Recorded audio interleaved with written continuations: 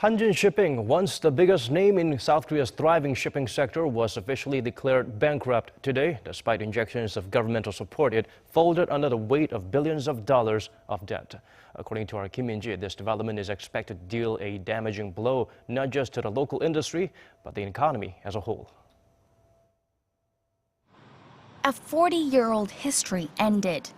The Seoul Central District Court on Friday cut off the lifeline of Hanjin Shipping, once Korea's largest shipping company and the world's 7th largest, following a 2-week appeals period.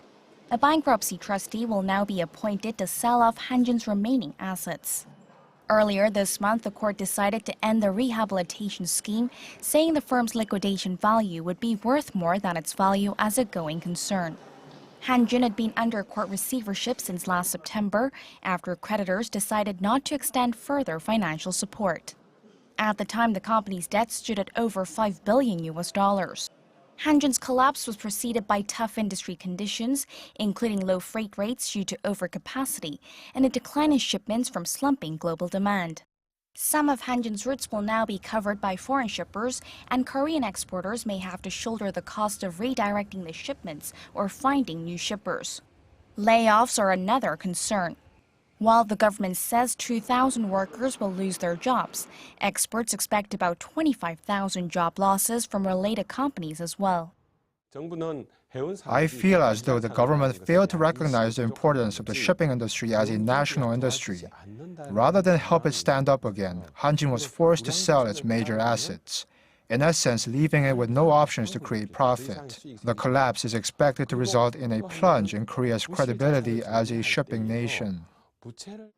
Hyundai Merchant Marine now becomes the dominant player in the local shipping industry. It will take on about 200 Hanjin employees and stakes in Hanjin's overseas terminals, and it's aiming to grab 5% of global market share by 2021. It currently holds about 2.2% of all shipping routes, falling short of Hanjin's share of about 7% in cargo from Asia to North America. With more industries set to go through debt workout schemes, experts say the government needs to do more in the initial stages.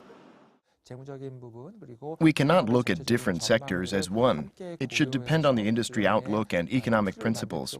We have to consider both the company's financial status and industry factors, and then decide what's needed.